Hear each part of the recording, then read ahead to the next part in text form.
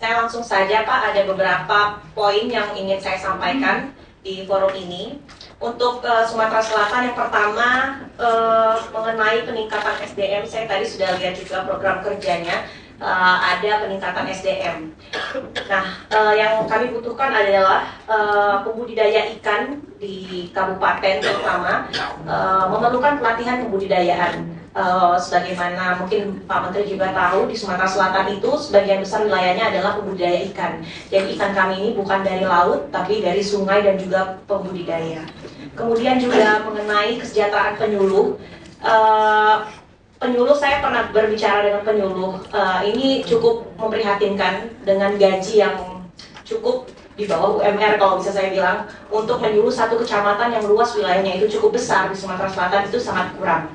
Biaya gajinya itu sudah habis untuk operasional saja Pak. Karena dari kadang mereka juga datang ke para kelompok petani itu, kelompok petaninya patungan buat biaya bensin penyuluh itu ke tempat mereka. Kemudian juga mengenai administratif dari kementerian ke pemerintah daerah, ini saya dapat pesan dari pemerintah Provinsi Sumatera Selatan. Jadi banyak bantuan yang diberikan ke KKP ini tidak melalui atau diketahui oleh provinsi atau dinas perikanan.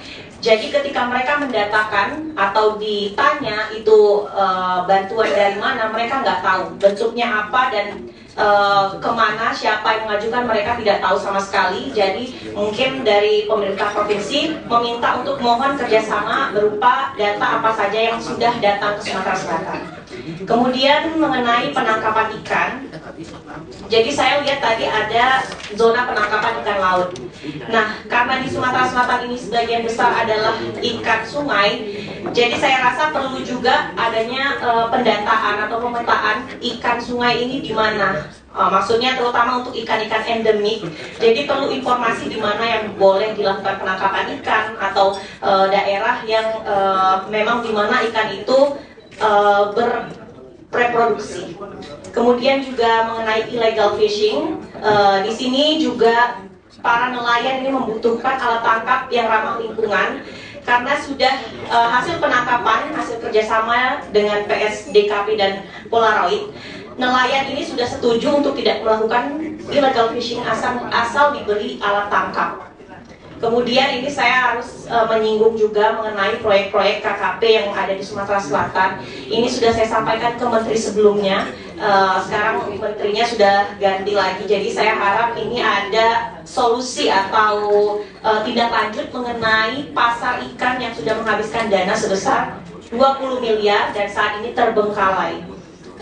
Jadi saya rasa ini bagaimana dari KKP menindaklanjutinya atau jika perlu dihibahkan saja ke pemerintah daerah. Kemudian mengenai program kerja, tadi juga saya lihat 2023 ini DJPB memberikan bantuan benih sebanyak 118 juta ekor.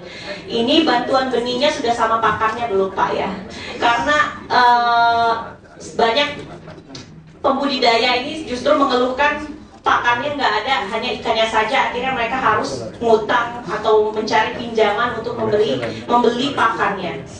Kemudian juga mengenai bantuan kapal, sebelumnya juga kami di Sumatera Selatan ini sudah diberikan bantuan kapal, tapi karena wilayah kami ini sungai, kapalnya ini mangkrak. Ada 11 kapal yang mangkrak dan membutuhkan mesin kapal dan alat tangkap. Jadi sekali lagi ini sama dengan pemberian bantuan bibit ini, mohon jika ada bantuan yang datang itu sebagusnya sepaket. Jika memang memberikan bantuan kapal, mesin dan alat tangkapnya juga diberikan. Jika memberikan benih, mohon pakannya juga diberikan. Jadi agar bantuan-bantuan yang datang ke kami ini berguna dan tidak sia-sia. Mungkin itu saja dari Sumatera Selatan.